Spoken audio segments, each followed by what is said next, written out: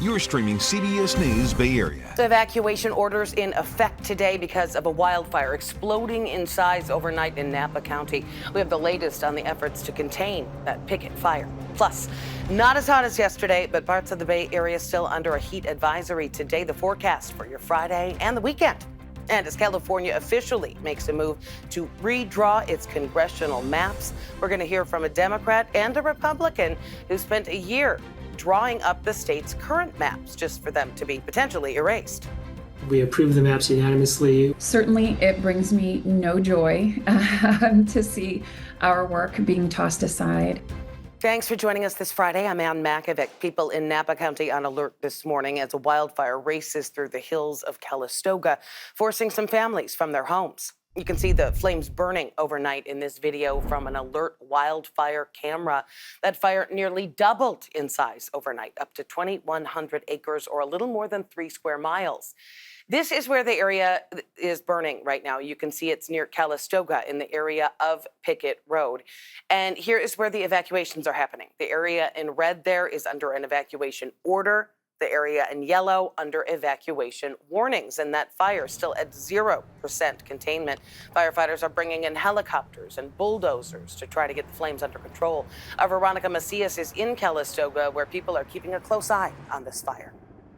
Early this morning, CAL FIRE providing an update to the Pickett fire. Nothing changing, not with the acreage and not with the containment remaining at 0.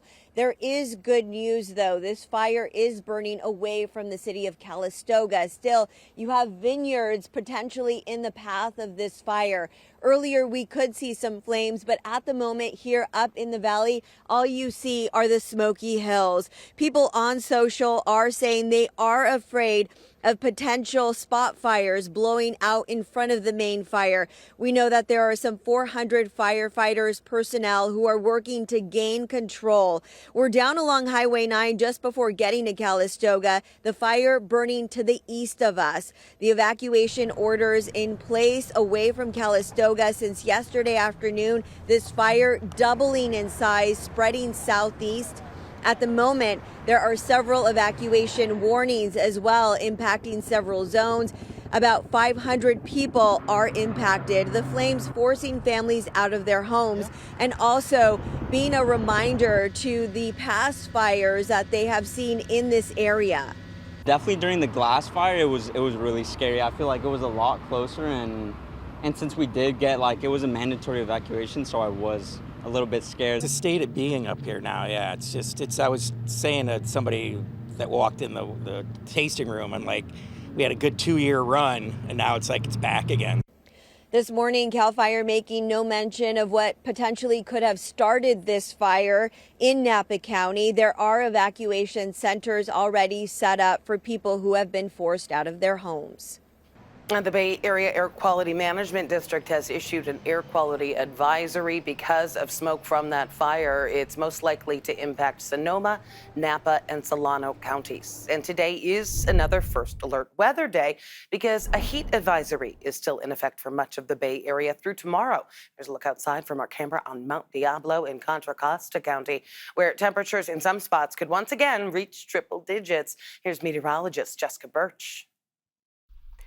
It's another hot day for us as we dive into this weekend's forecast. It's Friday and we're gearing up for more triple digits in places like Antioch. Upper 90s today from Concord all the way over into Livermore. Many of us still under a heat advisory today issued by the National Weather Service. I'll show you that map in a second. You make your way up into Santa Rosa today. We're talking about 90s there, 70s into San Francisco, 80s into Redwood City, and a mixed bag of 80s and 90s all the way down into the Santa Clara Valley. What's been happening is we had this huge area of high pressure that's been warming us up and drying us up, not only here in the Bay Area, but actually all throughout the state of California, especially down south, closer to Southern California, Las Vegas, Nevada, and all the way over into Phoenix, Arizona. But that area of high pressure is going to start creeping away. Here's some good news for us. Since we live so close to that coastline, we're going to get those coastal clouds sweeping back in, surface level winds a little bit gustier into next week. There's even a chance that the Sierra could see some storms too, so just keep that in mind if you were considering heading up there anytime soon. Now, as we take a look at the heat alerts, anywhere from Seattle all the the way down to the border of Mexico, we've seen widespread heat alerts issued by the National Weather Service. What we're under right now here in the Bay is a heat advisory issued by the National Weather Service. It's that orange color you see next to me, just letting us know that daytime highs are above average for this time of year, anywhere from 5 to 15 degrees. That was the case yesterday. We're seeing a repeat of that again today. Here's the good news, though. I'm going to show you the next 7 days. We cool down fast into this weekend. And heading into next week, too, we hold on tight to that cooler weather. A lot more mild for this time of year. We're still sitting in the upper 90s today off into the East Bay. We jump down to the low 90s tomorrow, 80s heading into this weekend, and that's the case as we head into early next week, just in time for the second or the third week back to school. Now, all the way over into the Bay, it's looking very similar. Mid-60s now, low 70s, as we head into this weekend. Oh, that heat is bringing a boost to some small businesses in the East Bay. Start with pouring the caramel into the sundae glass. Michelle Izeri is the founder and co-owner of the Creamery and Bake Shop in Concord. She says business picks up during the summer season, especially during heat advisories. Just got to stay out of the outside, as much as you can and get indoors, serve ice cream. Battalion Chief Andy Bozo of the Contra Costa County Fire Protection District says during the summer, they respond to multiple fires every day as the heat lowers the fuel moisture of the wildland. As we get later into the summer, these fires start to pack a little bit bigger of a punch because they have a lot less moisture in the fuels. And so the fires tend to go more rapidly. They grow rapidly. Well, stay with us throughout the day for continuing coverage of the heat advisory and our fire danger. It is official. There is going to be a special election on November 4th, and California voters will decide if the state should redraw its congressional maps to favor Democrats. It is the latest move in the back and forth between Governor Newsom and President Trump over redistricting efforts in Texas. Governor Newsom signed the legislation yesterday. The move comes in response to the Texas legislature's redistricting plans designed to give Republicans an advantage in 5 more districts.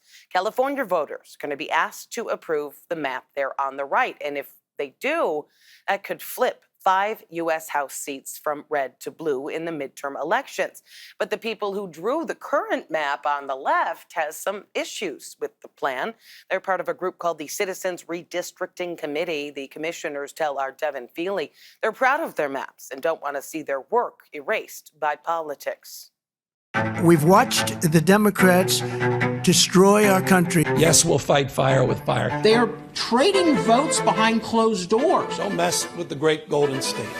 It was designed to avoid the bruising, bare-knuckled partisan politics that now infects our national elections. Certainly, it brings me no joy to see our work being tossed aside. Sarah Sidwali and Russell Yee, everybody really wanted fair and equitable maps. Are 2 of the 14 commissioners who helped draw California's current congressional district maps. This was a commission of very open-minded individuals and folks who were all committed to this goal of passing fair maps. The 14 commissioners were selected from more than 20,000 applicants in a process designed to ensure bipartisanship. 5 Democrats, 5 Republicans, and 4 independents. They spent more than a year and countless hours listening to the public as they drew the lines for California's 52 congressional districts. And in the end, they say they accomplished something nearly miraculous, largely removing politics from politics. We approved the maps unanimously. We all stand by the maps.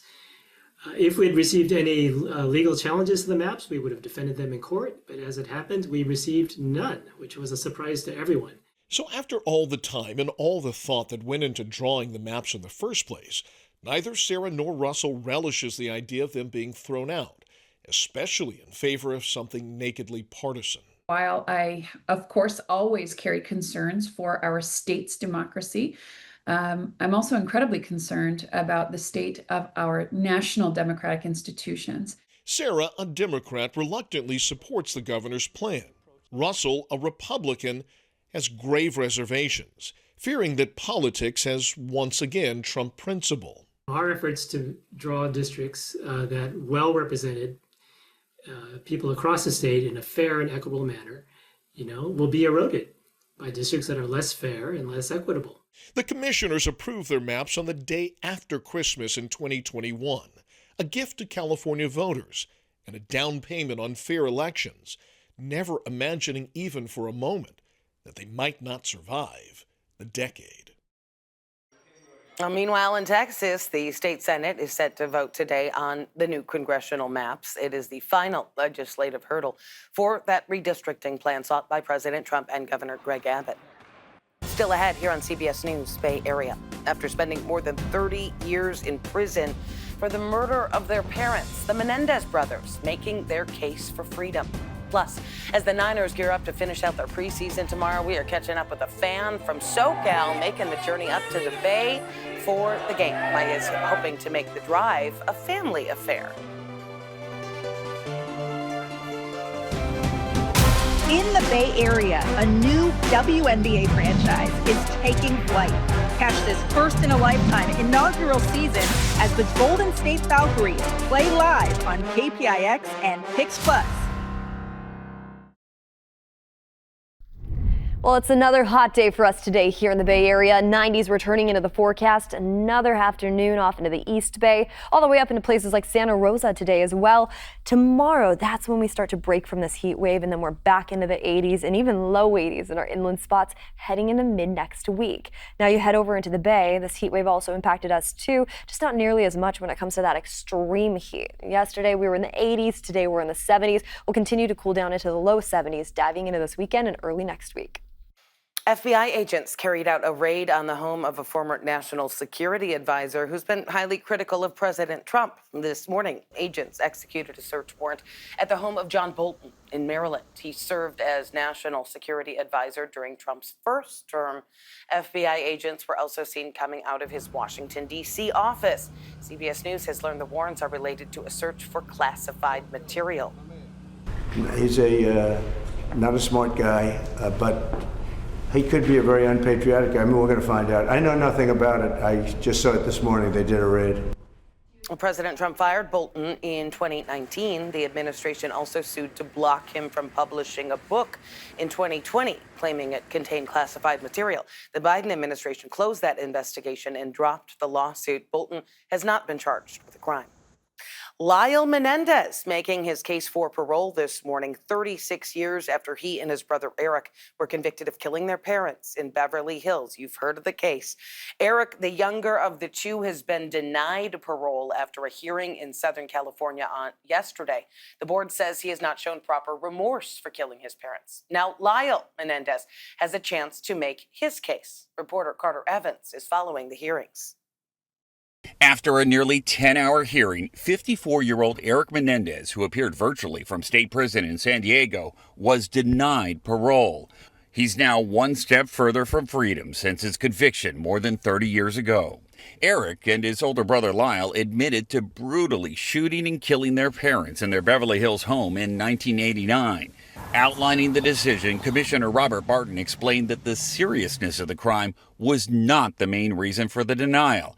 It was about his behavior in prison, citing more than a dozen violations, including illegally using cell phones, drug smuggling, and engaging in tax fraud. The bad behavior, all of that indicated that Eric Menendez could still pose a risk to society, and they ultimately, unsurprisingly, denied parole. Eric's extended family says the outcome is not what they hoped for.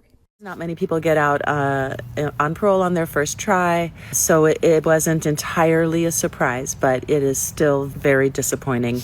LA County District Attorney Nathan Hochman, who repeatedly opposed the brothers' release, commended the parole board for its decision. Ahead of Thursday's outcome, California Governor Gavin Newsom said he's avoided taking a side in the brothers' parole. I have not watched any documentary. I have not watched anything that has come out on the Menendez brothers, and I very intentionally avoided that in expectation and anticipation that this might land on my desk. So the facts themselves will speak for themselves. Eric will have to wait another 3 years before his next parole hearing. 2 years ago, this was not even a possibility. We're still moving forward. Later this morning, the parole board is going to take on the case of Lyle Menendez. That is Eric's older brother. He's now 57 years old. And this one could get interesting because Lyle had a much better record in prison. But as the older brother, he was perceived as the mastermind behind the killings. Yesterday's hearing for Eric Menendez lasted about 10 hours. We're going to bring you updates from Lyle's hearing when a decision is reached. Governor Newsom met with a delegation from Denmark today in San Francisco. $157.7 billion of tourist spend, and it's collapsed this year. Collapsed. The rhetoric. They sat down at the table together and talked about tourism, but their main purpose today is to sign a partnership. They pledged to work together on initiatives like climate, technology, and innovation. The 49ers are going to play their final preseason game tomorrow against the Chargers. That game airing on KPIX and streaming on Paramount Plus. Our live coverage is going to start at 5 p.m. As training camp winds down for the Niners, Vern Glenn brings us the story of two players who have gone from bitter rivals to best friends. This is the Audi Red and Gold Report. The 49ers host the Chargers this Saturday in their final game of the preseason. The last chance for many players to make their case to be on the roster when it gets cut down to 53 players next week. Cornerback Chase Lucas has had a strong preseason. Forced a safety against the Broncos. Picked off a pass against the Raiders. Lucas joined the Niners last season, which didn't sit well with fellow corner Deommodore Lenoir. Lucas and Lenoir got into it after the 49ers beat the Lions in the NFC Championship game. A beef that went all the way back to their days in the Pac-12. And I was like, why we sign him? This dude that I was beefing with in the NFC Championship game. He went to Oregon, I went to ASU. We had some Twitter beef, and then, we seen each other on the NFC Championship field, and it kind of just came back to life. I wouldn't say the first couple weeks, we were just kind of side-eyeing each other, who's gonna say something first? So then we was running off the field one time. This is the first time we had actually had a conversation. He was running off the field and we slapped gloves. Then we kind of looked at each other all right. And then, we got cool after that. I think me and him became not even best friends, really brothers, and he's helped me a lot. With the Red and Gold Report, I'm Vern Glenn.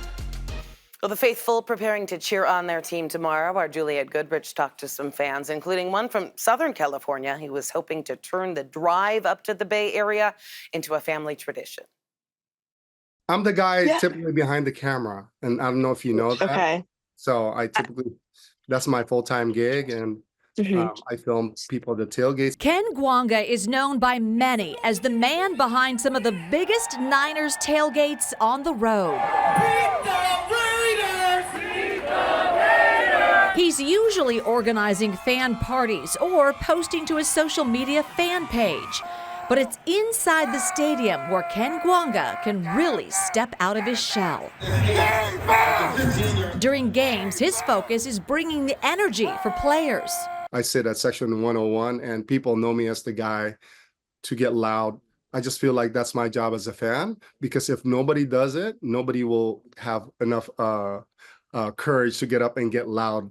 And when you do that, then encourage the team to play better. Samuel Pedrazas is making the trip from Los Angeles for Saturday's game, but won't be cheering on the Chargers. I've been a Niner fan since I can remember. For Samuel, it's a family affair. He's bringing his 4 daughters to Levi Stadium this weekend. They're all came out the womb, Niner fans. If you want to see, they're all here, ready to go.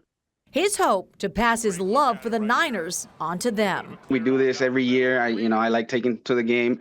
It's something that I like, something that I enjoy, something that I could leave them with. From Los Angeles to the Bay, fans like Ken and Samuel are making sure the Niners feel the support on and off the field. The Red and Gold hosting the LA Chargers tomorrow. And again, you can catch all the action on KPIX and streaming on Paramount Plus. Kickoff 5:30 p.m. Our coverage live from Levi starts at 5. Still ahead here on CBS News Bay Area. Fire tears through an apartment complex, leaving devastation in its path. Why it could be tough getting everyone the help they need.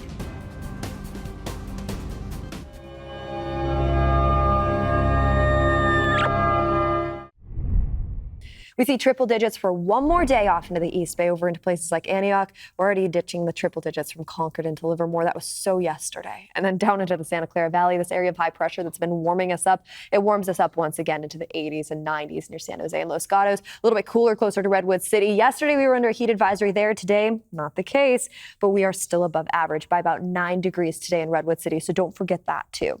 Over into San Francisco, about 3 degrees above average, 10 above average over into Concord. I want to show you what's happening for us as we head into this weekend, because this area of high pressure, it's slowly starting to retreat. And this is really good news for all of our local microclimates, because since we live in the Bay, we get that nice marine layer that starts to sweep in really fast in those early morning hours, lasting into the afternoon. So we're going to see cooler conditions along the coast. We're also going to see some stronger surface level winds too. But for now, those heat alerts are still in effect throughout most of the Bay, throughout most of California, issued by the National Weather Service. If you're in the orange color, you're under a heat advisory. If you're in the pink color, all the way down south into Southern California, if you're planning on heading there this weekend, they're under extreme heat warnings right now. So we're keeping a close eye on that. I just want to show you real fast our inland forecast, because yesterday we were in the triple digits. Today we're seeing more 90s. Tomorrow low 90s, and then suddenly we're talking about low 80s into next week, as early as next Tuesday. Well, 2 people are still unaccounted for after a fire early yesterday morning at an apartment complex in Marin County. Our chopper flew over the aftermath. You can see the roof collapse there, and charred remains inside. 55 people lived in that complex. Some of them had to escape by jumping out the back of the building toward the water. Our Kevin Coe has details.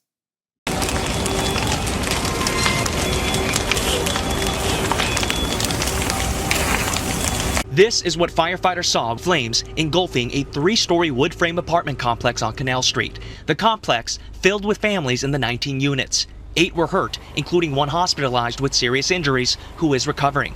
The entire complex is a loss. Multiple residents who did not feel comfortable going on camera say residents who were stuck on 3rd and 2nd floor had to jump down. Marty also heard from next door. The whole canal was screaming at the house to tell people to jump. Because they were on their balconies on the water side of the dock. Firefighters first focused on saving lives. After 1 hour, they had the flames under control, but 2 people were unaccounted for.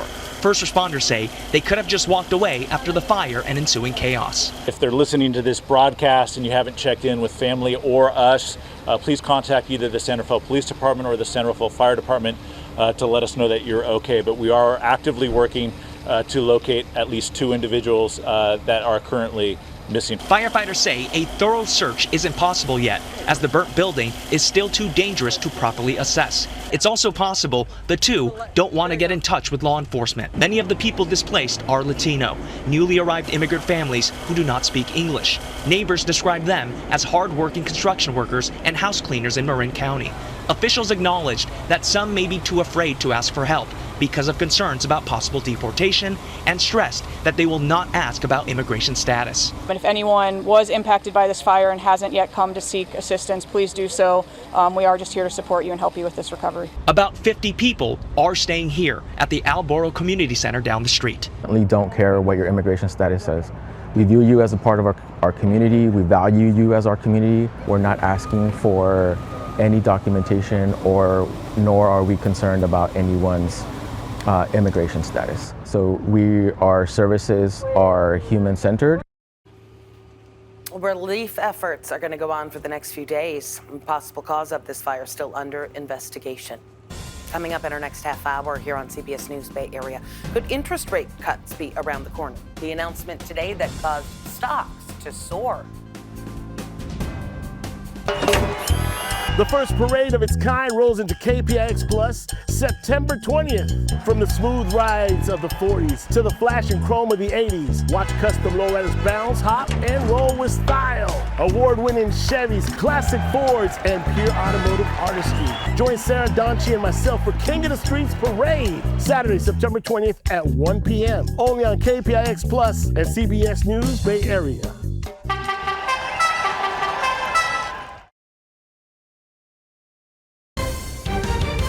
You're streaming CBS News Bay Area. Thanks for staying with us this Friday. I'm Ann Makovic. Here's another look at some of our news headlines. That Pickett fire in Napa County nearly doubled in size overnight, prompting more evacuation orders.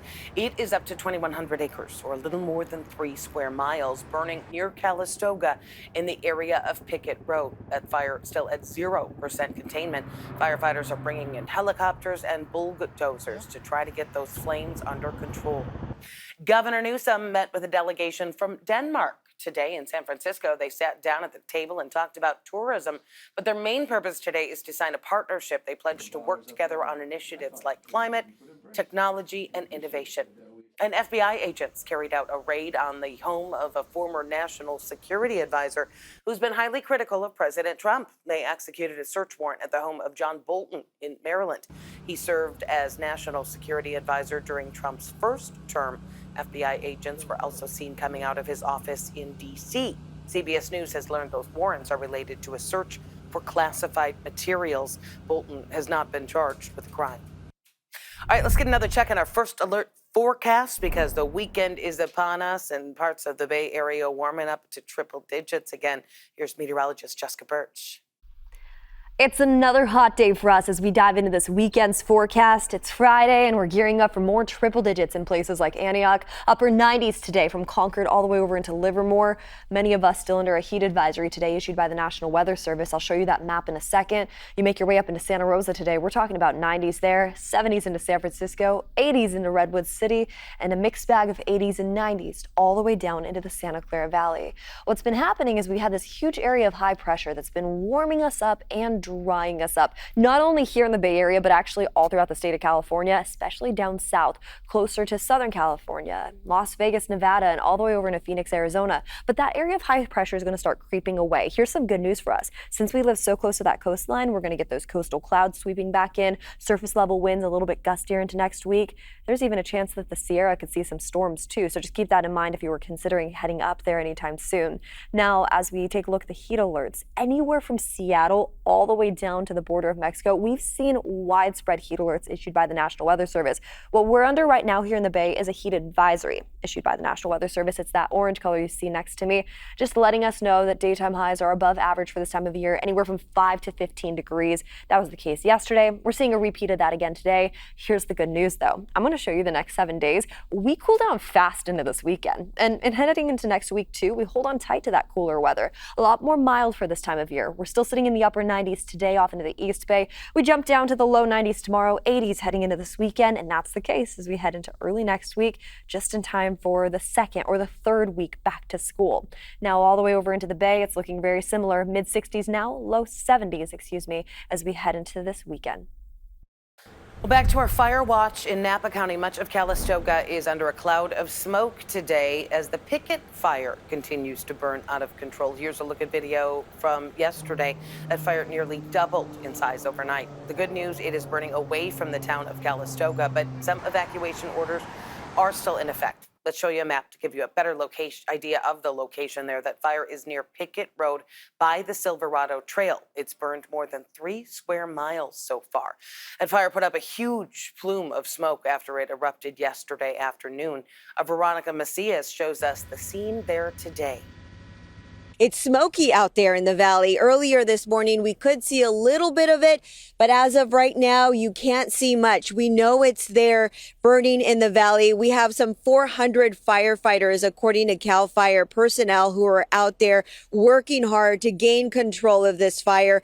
On social, people in Calistoga saying that they're worried about the spot fires perhaps blowing out in front of this main fire right now.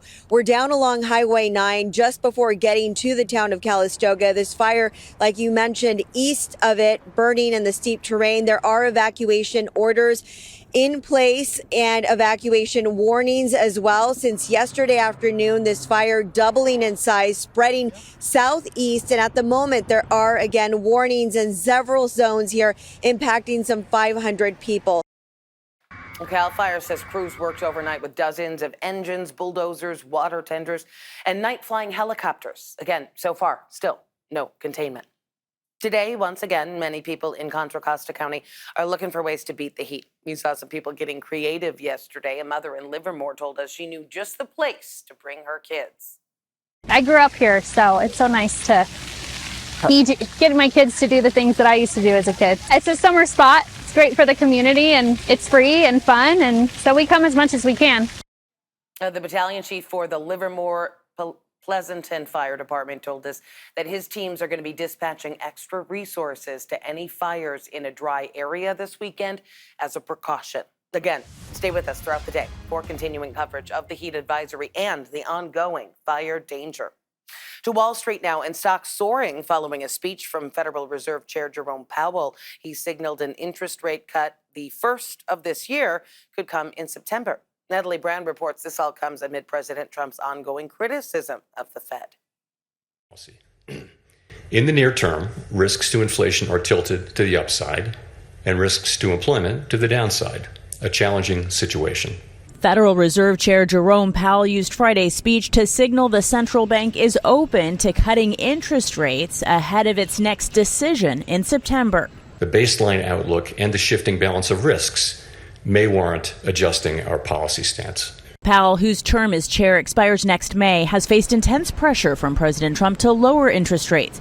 He spoke today about continued economic uncertainty over the administration's immigration and tariff policies. This year, the economy has faced new challenges. Significantly higher tariffs across our trading partners are remaking the global trading system.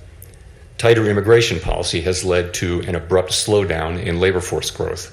President Trump backed off previous threats to fire Powell, but is now targeting another Fed board member, Lisa Cook. What she did was bad, so I'll fire her if she doesn't resign.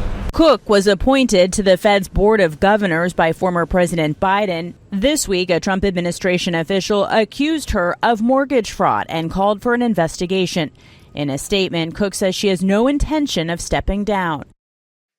So Lisa Cook added that she takes questions about her financial history seriously and is gathering the accurate information to answer any legitimate questions and provide the facts.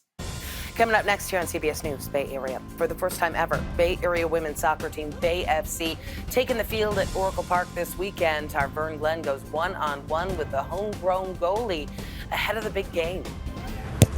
Oh! Right at me! In the Bay Area, a new WNBA franchise is taking flight. Catch this first-in-a-lifetime inaugural season as the Golden State Valkyries play live on KPIX and Pix Plus. Well, it's another hot day for us today here in the Bay Area. 90s returning into the forecast. Another afternoon off into the East Bay, all the way up into places like Santa Rosa today as well. Tomorrow, that's when we start to break from this heat wave, and then we're back into the 80s and even low 80s in our inland spots heading into mid next week. Now you head over into the Bay. This heat wave also impacted us too, just not nearly as much when it comes to that extreme heat. Yesterday we were in the 80s. Today we're in the 70s. We'll continue to cool down into the low 70s, diving into this weekend and early next week. Well, San Francisco getting ready to cheer on the Valkyries rematch this evening against the Phoenix Mercury, all part of the city's newest initiative to try to drive people downtown. It's called Fridays on Front, a block party taking place on Front Street near Harrington's Bar and Grill. You can watch the game there on the big screen. And we're hearing that Violet, the Valkyries mascot, might make an appearance. The Valkyries are in Phoenix, where they're making a run for the playoffs with just 9 games left in the regular season. They fell to the Mercury Tuesday, 98-91. Valkyries need to stay in the top 8 to make it to the playoffs. Right now, they are in 7th. Oracle Park transforming into a soccer field. For the first time ever, Bay FC is going to play at home at the home of the Giants. The team has already sold tens of thousands of tickets for tomorrow's game, and as Vern Glenn explains, it's going to be an extra special game for a homegrown goalkeeper. What are the tools you have to be an effective goalie? I think there's so many, but one of them is you have to be really assertive. You gotta push yourself into the ball. You gotta anticipate everything. That's Leah Freeman's game as goalkeeper for Bay FC. It comes full circle this weekend by playing a game at Oracle Park, where the Berkeley native grew up going to Giants games. You saw the park for games and everything growing up, watched through like a decade of Giants games, couple of decades. So being able to turn it into a soccer field is insane. How fast are these shots coming in? 60, 70. Miles per hour? After so many attempts to truly understand the position, Leah was right there to offer an assist. Okay, well, what are those? These are my goalie gloves. I'll give you one, a little toss, and you're just gonna go for it. Okay. And then you're gonna get up to feet, throw it back to me, and go the other side. Okay. Ready? Are you ready for a live one? Oh! Oh!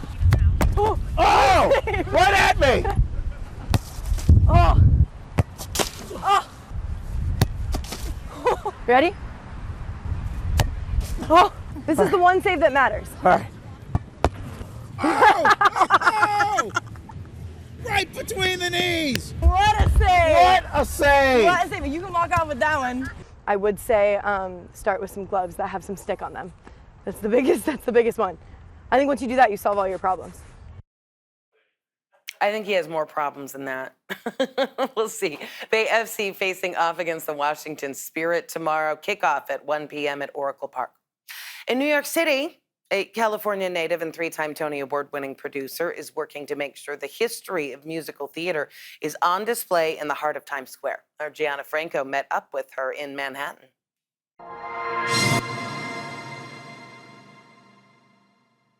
We're going to knock on the stage door and head on back. Imagine this, walking through a timeline of the first documented performance in New York to the backstage buzz of today's Broadway shows. And your guide is a Tony winner. So I'm actually a Tony voter, so I've seen every show that's in this room.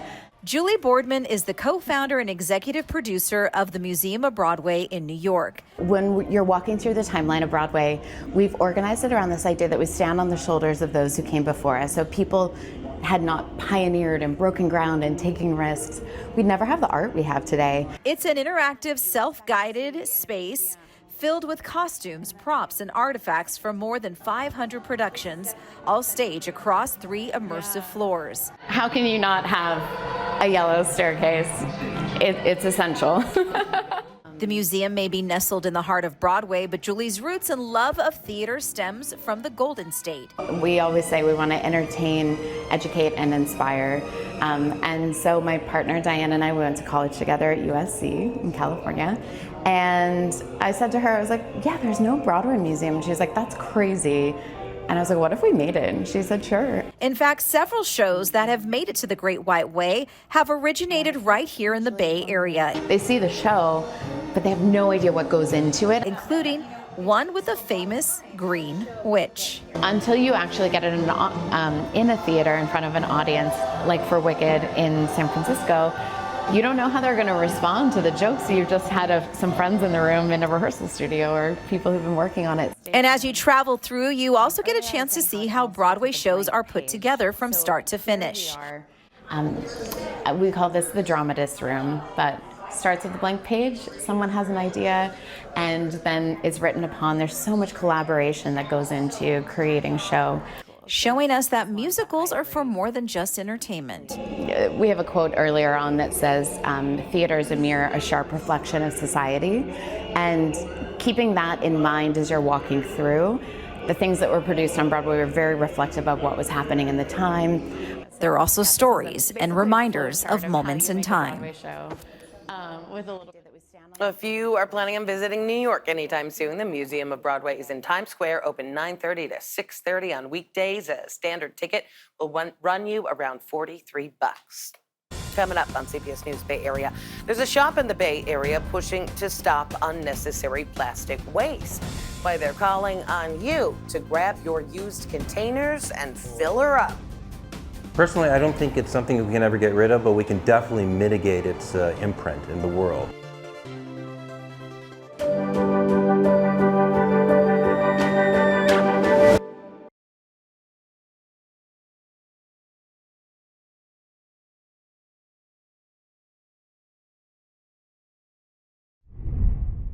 We see triple digits for one more day off into the East Bay, over into places like Antioch. We're already ditching the triple digits from Concord into Livermore. That was so yesterday. And then down into the Santa Clara Valley, this area of high pressure that's been warming us up. It warms us up once again into the 80s and 90s near San Jose and Los Gatos. A little bit cooler closer to Redwood City. Yesterday, we were under a heat advisory there. Today, not the case, but we are still above average by about 9 degrees today in Redwood City. So don't forget that too. Over into San Francisco, about 3 degrees above average, 10 above average over into Concord. I want to show you what's happening for us as we head into this weekend, because this area of high pressure, it's slowly starting to retreat. And this is really good news for all of our local microclimates, because since we live in the Bay, we get that nice marine layer that starts to sweep in really fast in those early morning hours, lasting into the afternoon. So we're going to see cooler conditions along the coast. We're also going to see some stronger surface level winds too. But for now, those heat alerts are still in effect throughout most of the Bay, throughout most of California, issued by the National Weather Service. If you're in the orange color, you're under a heat advisory. If you're in the pink color, all the way down south into Southern California, if you're planning on heading there this weekend, they're under extreme heat warnings right now. So we're keeping a close eye on that. I just want to show you real fast our inland forecast, because yesterday we were in the triple digits. Today we're seeing more 90s. Tomorrow, low 90s, and then suddenly we're talking about low 80s into next week, as early as next Tuesday. Well, in today's Project Earth, the world produces more than 400 million tons of plastic waste every year. It's enough to fill more than 1 million garbage trucks. And less than 10% of that plastic ever gets recycled. Now, as Juliette Goodrich reports, there is a growing trend here in the Bay Area that promises to help keep it out of landfills while replenishing our wallets.